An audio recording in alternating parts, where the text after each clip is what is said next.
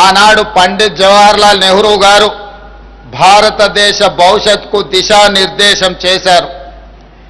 కేవలం ప్రసంగాలు ఇవ్వడంతోనే సరిపెట్టలేదు. ఆ దిశగా కార్యాచరణ తీసుకొని దేశ ప్రగతికి బలమైన పునాదులు వేశారు.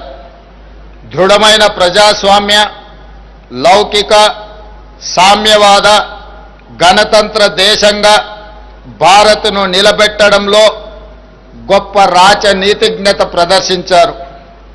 పంచవర్ష ప్రణాళికల ద్వారా వ్యవసాయ, పారిశ్రామిక, వైజ్ఞానిక, సాంకేతిక రంగాల్లో దేశాన్ని తిరుగులేని శక్తిగా తీర్చిదిద్దారు. ఆనాటి స్ఫూర్తిని, ఆ మానీయుల వారసత్వాన్ని కొనసాగిస్తూ తెలంగాణ రాష్ట్రాన్ని ప్రపంచంలోనే అగ్రభాగాన నిలబెట్టే లక్ష్యంతో ఈనాడు మేము పరిపాలన కొనసాగిస్తున్నాం. స్వతంత్రం సిద్ధించే సమయానికి దేశం అల్లకల్లోల పరిస్థితుల్లో ఉంది. శూన్యం నుండి మన ప్రయాణం మొదలైంది. ఉన్నత శిఖరాలే లక్ష్యంగా పెట్టుకొని మన పెద్దలు ఈ దేశాన్ని ముందుకు నడిపించారు.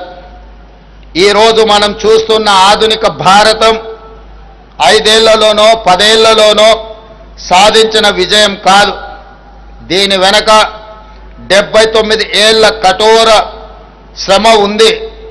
ఎంతో గొప్ప నాయకత్వం, నాయకుల త్యాగం, చెమట, రక్తం ఉంది. ఈ సుదీర్ఘ ప్రస్థానం తర్వాతే నేడు మనం ప్రపంచంలో 3వ అతిపెద్ద ఆర్థిక వ్యవస్థగా అవతరించబోతున్నాం.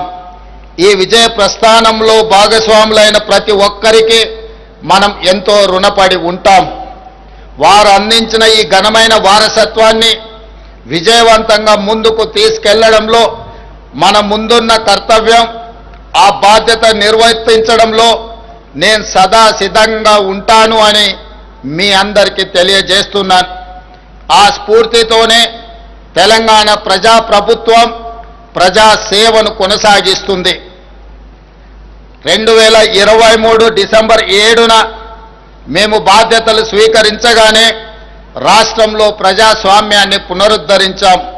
ప్రజలు, ఉద్యమకారులు, అమరవీరుల ఆకాంక్షలు, ఆశయాలకు అనుగుణంగా విధి విధానాలను తీసుకున్నాం. రైతులు, మహిళలు, యువత భవిష్యత్తుకు పెద్ద పీట వేశాం. సామాజిక తెలంగాణ ఆవిష్కరణకు చారిత్రాత్మకమైన నిర్ణయాలు తీసుకున్నాం. కుల గణనతో బలహీన వర్గాల 100 ఏళ్ల కలను నిజం చేశాం. ఎస్సీ వర్గీకరణతో దశాబ్దాల నిరీక్షణకు తెరదించాం. ఇవి గొప్ప నిర్ణయాలే కాదు, అత్యంత సాహసోపేత నిర్ణయాలని మీ అందరికీ తెలియజేయడానికి సంతోషిస్తున్నాను. ఒకవైపు ప్రపంచ నగరాలతో పోటీపడే లక్ష్యాలను నిర్దేశించుకొని, మరోవైపు పేదల ఆకాంక్షలు తీర్చే సంక్షేమ ఫలాలు అందిస్తూ ద్విముఖ విధానంతో మా ప్రభుత్వం పాలన కొనసాగిస్తుంది. మా ఆలోచనలలో స్పష్టత ఉంది, అమలులో పారదర్శకత ఉంది. అందరినీ కలుపుకొని అద్భుతాలు సృష్టించే సమ్మిళిత అభివృద్ధి విధానాన్ని మేము ఎంచుకున్నాం. పాలనలో పారదర్శకత, అభివృద్ధిలో ఆధునికత, సంక్షేమంలో సరికొత్త చరిత్రను రాస్తూ తెలంగాణను 20 నెలల కాలంలోనే దేశానికి రోల్ మోడల్గా నిలబెట్టాం. సంక్షేమానికి కేర్ ఆఫ్ కాంగ్రెస్ పరిపాలన, దీనికి చరిత్రే సాక్ష్యం. పేదలకు అందుబాటు ధరల్లో నిత్యావసర వస్తువులను అందించే ఉద్దేశంతో 1957లోనే ప్రజా పంపిణీ వ్యవస్థను ప్రారంభించి ఆనాటి ప్రభుత్వం పేదలకు న్యాయం చేసింది. 70 ఏళ్లుగా పీడీఎస్ వ్యవస్థ పేద ప్రజల ఆహార భద్రతకు భరోసా ఇస్తూ వస్తుంది. అదే స్ఫూర్తితో ప్రజా ప్రభుత్వం ఉగాది నుండి సన్న బియ్యం పంపిణీని ప్రారంభించింది. 13,000 కోట్ల రూపాయల వ్యయంతో 3,10,00,000 తెలంగాణ బిడ్డలకు సన్న బియ్యం అందిస్తున్నాము. ఈరోజు ధనికులతో సమానంగా పేదవారు సన్న బియ్యంతో భోజనం చేస్తున్నారు అంటే ఇది ప్రజాపాలన సాధించిన విజయం.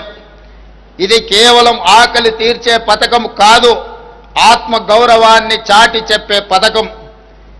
పేదల ఇంటికి వెళ్ళి భోజనం చేసి ఈ పథకం అమలు తీరును నేను స్వయంగా పర్యవేక్షించాను. ఆ రోజు వారి కళ్ళల్లో కనిపించిన ఆనందం, ఆత్మగౌరవం నాకు శాశ్వతంగా గుర్తుండిపోతుంది. రేషన్ కార్డు ప్రజల ఆత్మగౌరవానికి మరో ప్రతీక, ఒక భరోసా, ఒక భావోద్వేగం. ఆ భరోసా కోసం రాష్ట్ర ప్రజలు 10 ఏళ్లు కళ్ళు కాయలు కాచేలా ఎదురు చూశారు. ప్రజాప్రభుత్వం వచ్చాకే ఆ ఎదురు చూపులకు శాశ్వత పరిష్కారము చూపించడం జరిగింది. ఈ ఏడాది జూలై 14 నుంచి రాష్ట్ర వ్యాప్తంగా నూతన రేషన్ కార్డుల పంపిణీని ప్రారంభించాం. 10 ఏళ్ల తర్వాత చేతిలో రేషన్ కార్డుతో రేషన్ షాపుల ముందు సందడి కనిపిస్తుంది. పాడుబడి మూతబడిన రేషన్ షాపుల తలుపులు మళ్ళీ తెరుచుకున్నాయి. పేదవాడి ఆశలు, ఆకలి తీర్చే భరోసా కేంద్రంగా నేడు గ్రామాల్లో రేషన్ షాపులు పూర్వ వైభవాన్ని సంతరించుకున్నాయి. ఇది మేము తెచ్చిన ప్రజాపాలనలో మార్పు. మిత్రులారా, తెలంగాణ రైతుకు 2022 మే 6న వరంగల్ వేదికగా మేము మాట ఇచ్చాం.